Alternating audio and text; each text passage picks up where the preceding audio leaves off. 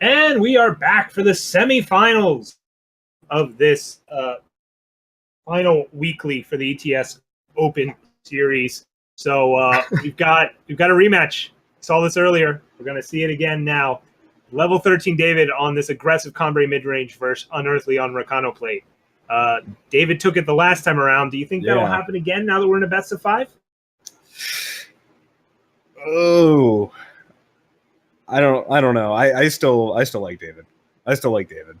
But that's also because it's just not Rakano plate. But yeah, I honestly don't know. I still think I like David's spot. That being said, again, like with Rakano plate, if you get the correct draw, you can't come back from that. So I think we can agree David's still probably a slight favorite, but being a favorite doesn't mean you're going to win. So they're going to have to play it out and see. But again, 2 games before we get to sideboard. I don't know who that actually favors. I think it favors Unearthly. Yeah. I really do, especially because I don't know the Xenon initiations in the first time they played against each other really impressed me, and I think not having those for 2 games is going to be pretty tough. Martial initiation displacer are things David's missing out on, where Unearthly doesn't get to swap oath books for scepters yet. I think that's kind of different. Fine. Yeah, but ultimately, even pre and post war games are going to play pretty similarly. So it's really just going to come down to, are you drawing the right stuff at the right time if you're Unearthly? And same thing for David, really.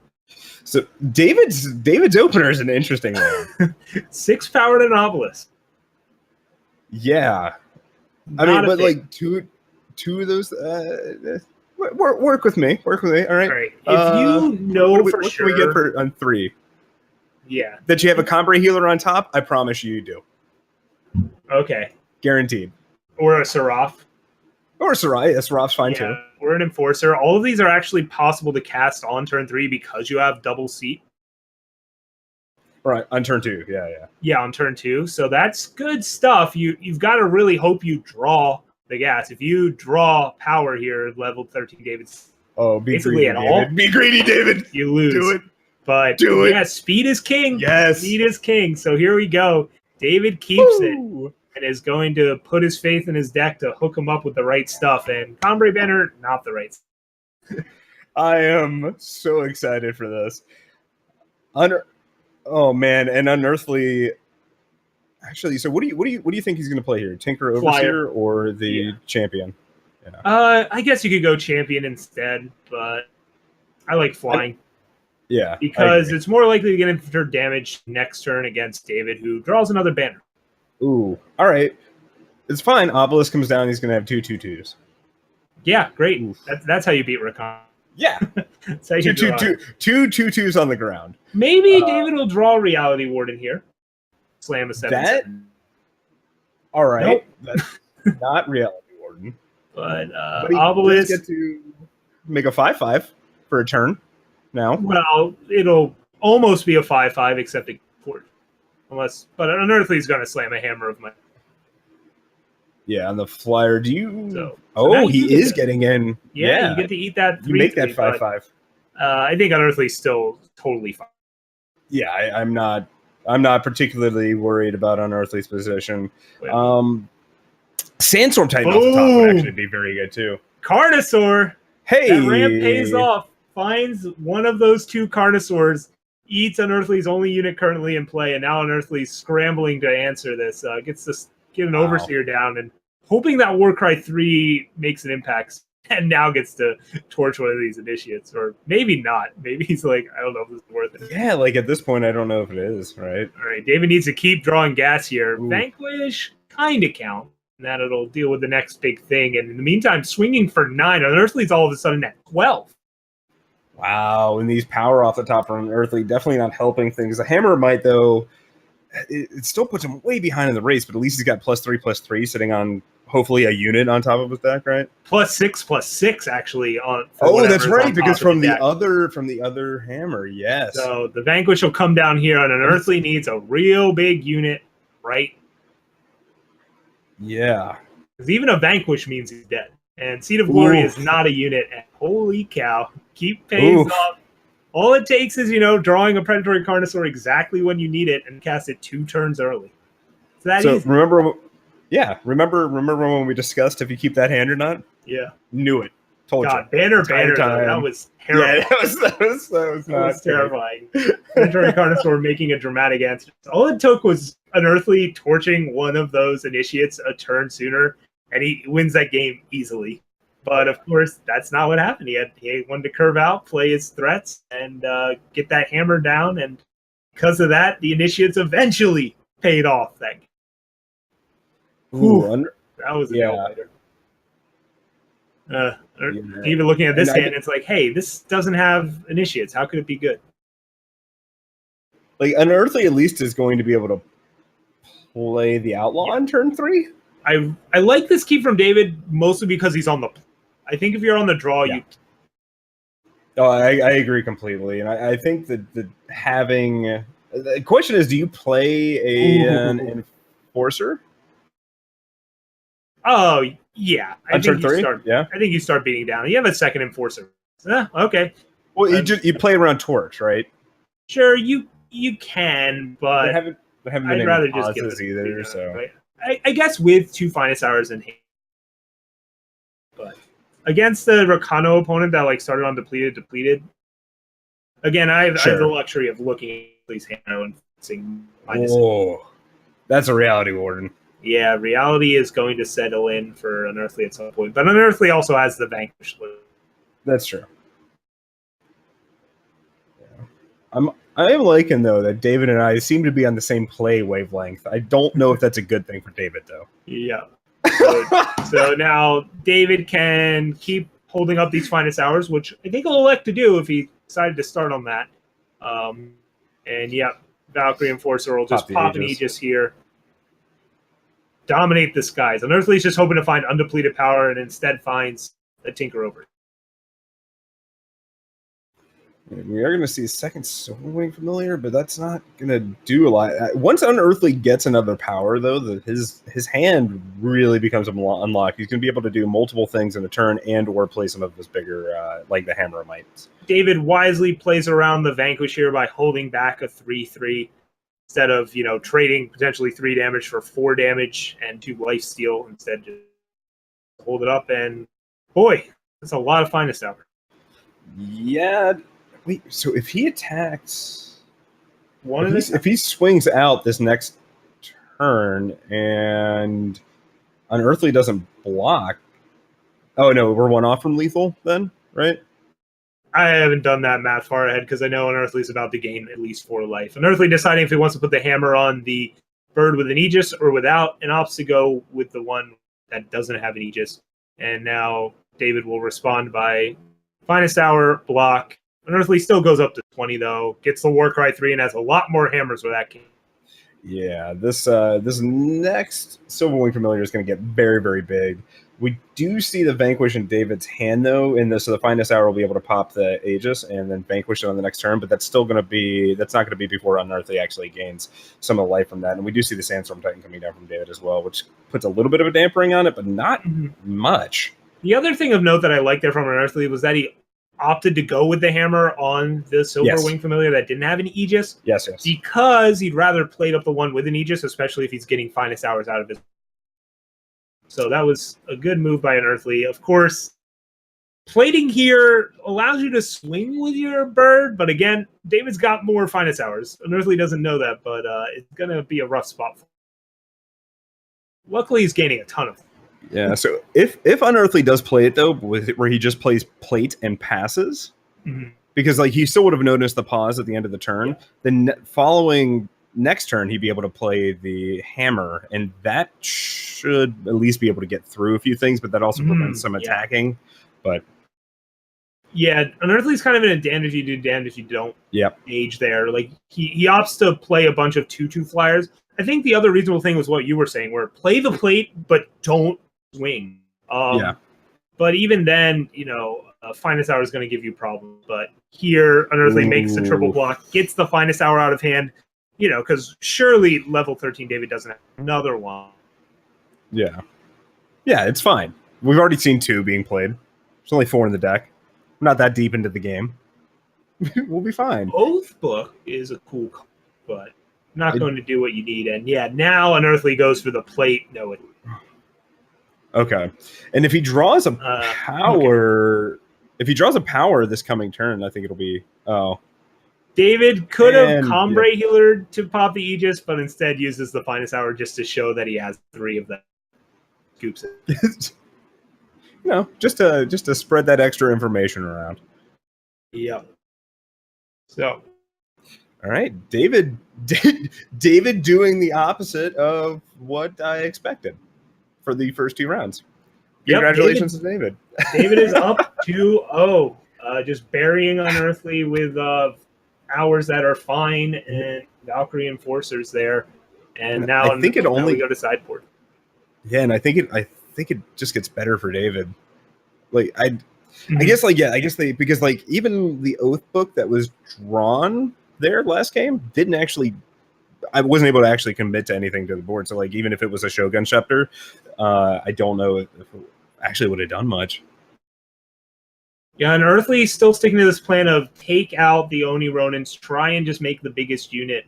And I think there is merit to the idea of like keeping in the Oni Ronins and just praying your opponent stumbles and does and like. But I think that I can agree with Unearthly that's just like hoping your opponent draws poorly works out whether like no matter how you sideboard it. That's true. And he still does have the 2 champion glories. Yeah, the Rhino plate deck is all right. So he's got a ton of 2-drops. Yeah. I'm fine with that. I would try to go. I guess go for more of the prey scenario, but I can understand wanting to make reasonable choices. Yeah, just trying to up that card quality. Your opponent is kind of aggressively tilted, but it's not like they're going to put you under necessarily a ton of pressure via reach. So you'll have time to set up these Silverwing Familiars or other flyers and trying to hear. Both players are going to ship. They both. So we're looking at Unearthly's hand. I'm looking at David's hand. Okay. I don't hate either hand. Yeah, Unearthly's got the classic Rakano hand of all I need is a weapon. Yeah. But if he doesn't draw a weapon, it's not the happiest hand. And yeah, David's got some big units, and Unearthly finds the weapon. Yeah, because David will be going from Seraph into Sandstorm Titan, and he can already cast all of that. Like on Unearthly, yeah, you get a weapon, but he's still several turns off from casting it. Unearthly finding another weapon here. Yeah. Could opt to put the Scepter on, but that's just going to put this unit into Vanquish range. Yeah, Vanquish range when you have a Protect in hand. So Unearthly's going to wait on that and instead just get the bird down.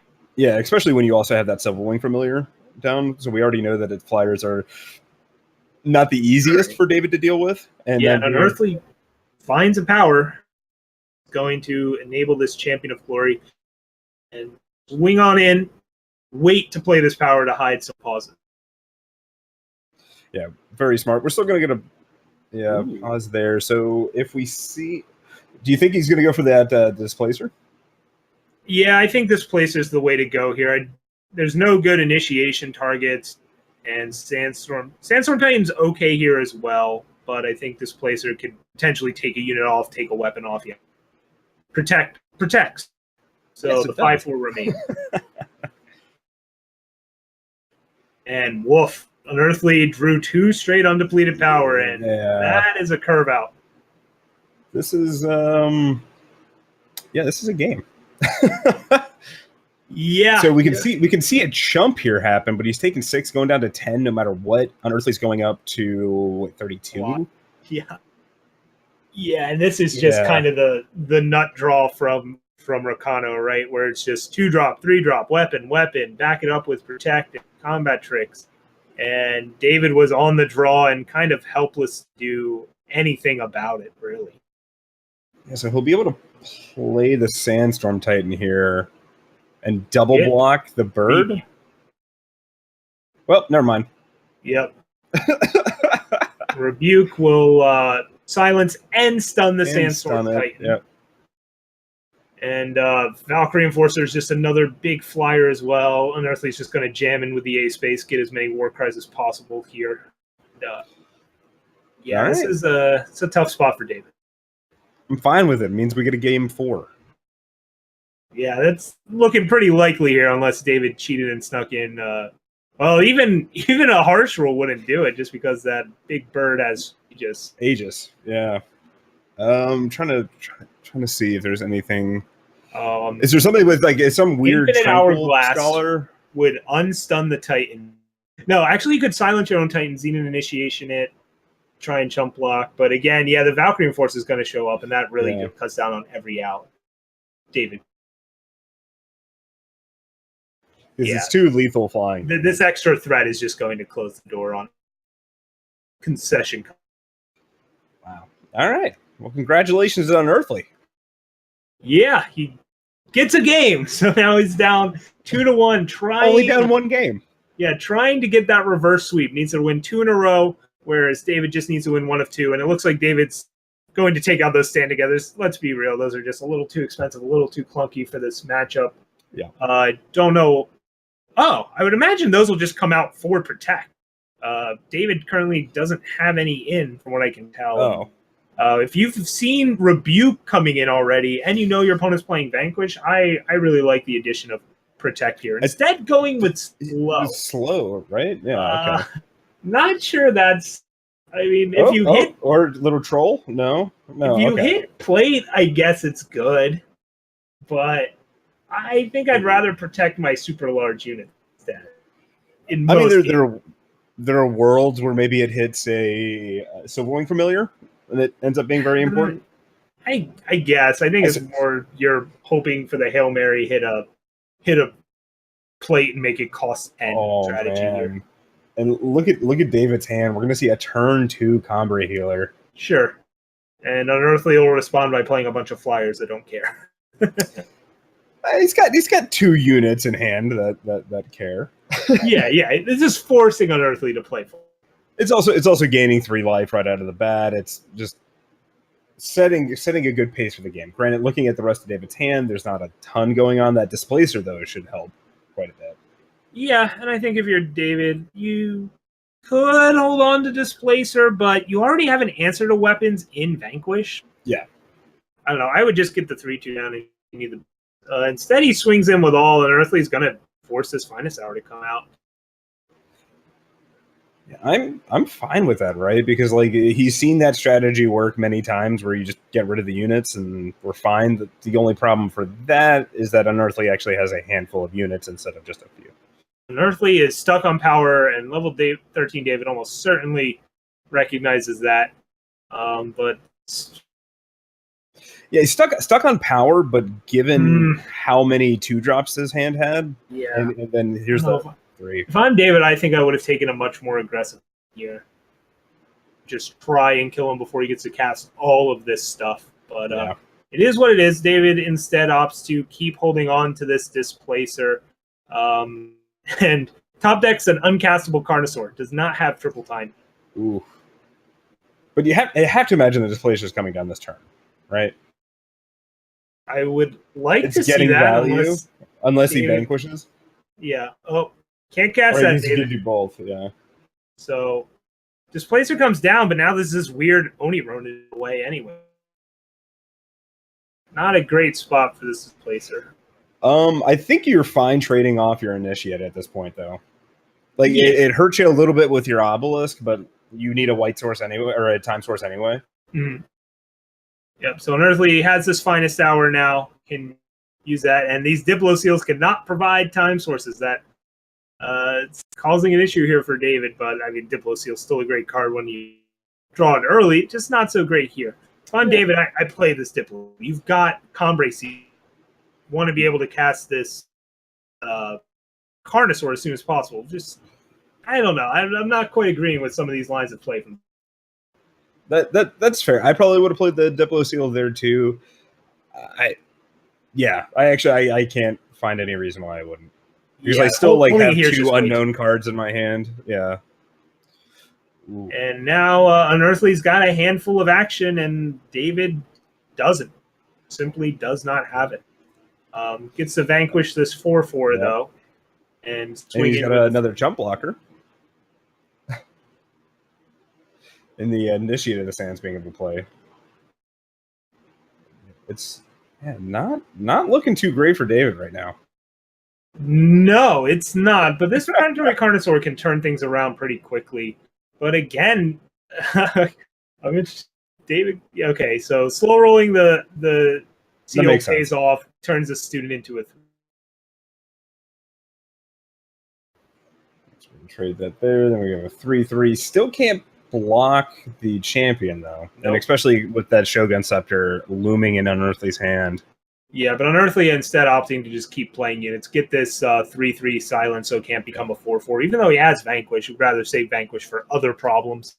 And David finds a Seraph. Okay, that's a decent card here too, especially if you're taking out your opponent's flyer.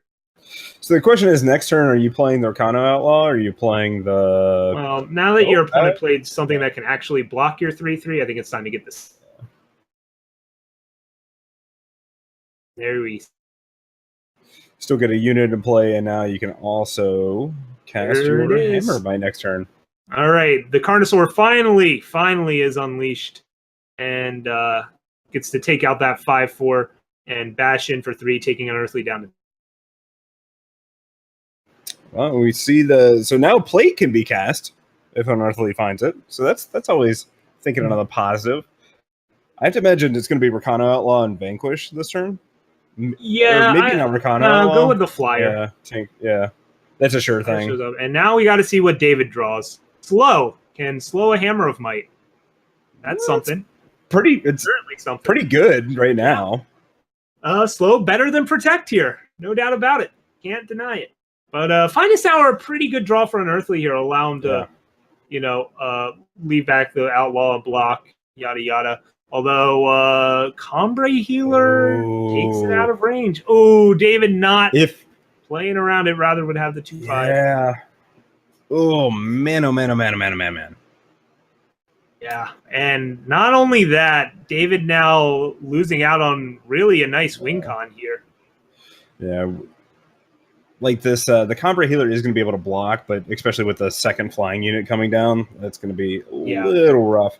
If I was David, because like I'm at 7 power, like I really want that Chandra or that Seraph to stay alive. So yeah, Unearthly rips Warcried Silverwing Familiar, and now rips Hammer of Might, which he'll use on the Silverwing Familiar to take him way out of any kind of threatening lethal range for David. And it looks like we're going to get a game 5.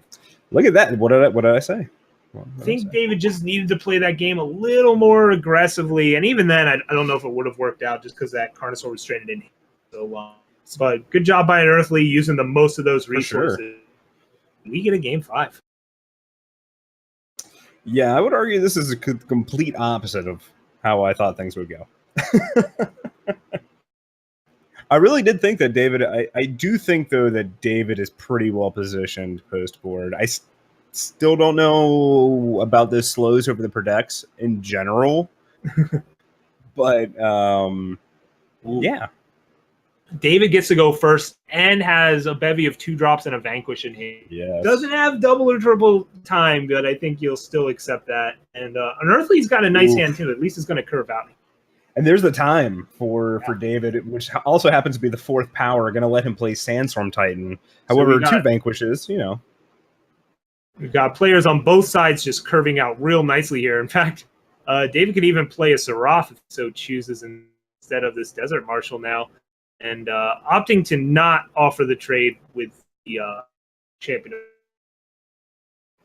Which is fine. So, yeah, we're going to see the Valkyrie Enforcer come down. That makes sense to target the Awakened student. Definitely not going to be able to get an attack just yet. Wow. However, this Sandstorm Titan's going to block the board up pretty well. Again, we have not only a Valkyrie Enforcer, but also 2 of the Vanquishes. I wouldn't be... What do you think? Valkyrie Enforcer next turn? Some loose play here from David, though. Playing the Titan pre-combat. But, yeah, Vanquish is going to come take out the unit. And wow, Unearthly's even going to a kind of bluff here or offer the trade of, oh no, Forcer's. Yeah, so anyways. Yeah, because especially playing that Titan pre-combat, there could have been a world where a double block happened, so you'd be able to get rid of something. David, 1,000% telegraphing Desert Marshal here by not attacking with a Seraph. Yes. And Unearthly's like, Very what do clear. I do about that? What do I do? Oh, well. Gotta happen eventually, right? And now Unearthly will think this torch will trade, but David's got this finest hour. Finest hour, I know. So, yeah. Unearthly kind of caught in a pickle there. He's like, well, I want to attack, even though everything tells me I shouldn't. But now, because Finest Hour came out, he can vanquish the Seraph here. Yeah. Which I think you after you've I don't know. After taking it that far, yeah, I kind of would have just gotten rid of that. I understand not, though, because when you're Rakano, a death sentence is having a draw step when you don't already have a. That is a bad. So it's important to always have a unit in play. But yeah, now he's kind of priced into trying to race the Seraph. And David's in a situation where literally anything he draws is good, right? Because now, other than Carnosaur, well, sure, and more sure. Now he needs Carnosaur into power. Anything else is all right. So there goes that vanquish. We're going to get in for 3. David's going to drop down to 16 here. Mm-hmm. Yep, David drops down to 16. Has the vanquishes ready for whenever Unearthly does put a weapon on one of these units, but all this chip damage Unearthly's getting in with the meantime is going to add up, because that means he's going to get those hits in via a weapon. Well, and there's finest hours, so it'll be interesting to see how this plays out. Because if we can actually do the same line that we were talking about for Unearthly, but for David this time, right? So if we end up finest out, well, he's not going to attack, so here we go. So Unearthly getting use out of this finest hour. And David's got basically nothing here. Desert Marshal will help shut something down, either take the flyer out of the sky or turn off the quick draw and war cries. And yeah, in fact, it's just going to do it now, deny the war cry. Yeah, that seems like the most reasonable. Oh, jeez, another Valkyrie Enforcer that's a 4/4 coming off the top for Unearthly. Crucially, this is in Vanquish, though. A 3/3 Valkyrie Enforcer would have actually been much worse for David. So David's not just dead just yet. And David's also got a lot of draws off the top of his deck that are pretty good. Yeah, and that's a good one. I would say. Yeah. It at least matches up with this Valkyrie Enforcer for now. And now, even if Unearthly does find a weapon to make their Valkyrie Enforcer better, you have the option to block. Yep. And David will still be left with the 2/1, so he'll still actually be able to get some beats in. Things are all right. All right. Little back and forth. You can get behind it. Swinging with both. When you're at 10, you're not too worried about Rakano, taking you out from that range with just a 3/3. No. And instead, this is setting up lethal for next turn for David. A good spot to be. And we've seen this before. Unearthly draws the 9th power. Oh. Yeah, and Unearthly knows that from that little pause that there's probably a finest hour.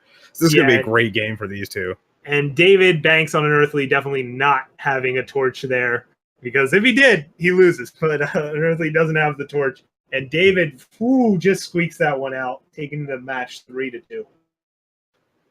Excellent series by those players, though. Excellent series. Yeah, some wild stuff going on. And it looks like we've already got the results of the other match as well, which I guess isn't surprising. This one went the distance with 5 games. So did Tabu versus Kamado. Kamado ekes it out, taking it 3-2. So we're going to have this aggressive Cambrai mid-range list going up against slightly bigger, harsh rulier Argenport kind of mid-range thing. Both being like aggressive. That's a good way to describe it. At the same time, right? Yeah. You don't often see Argenport Instigator and Harsh Rule in the same deck, but we're about to see that once we come back after this short little break and get to the final. Yeah. See you guys then.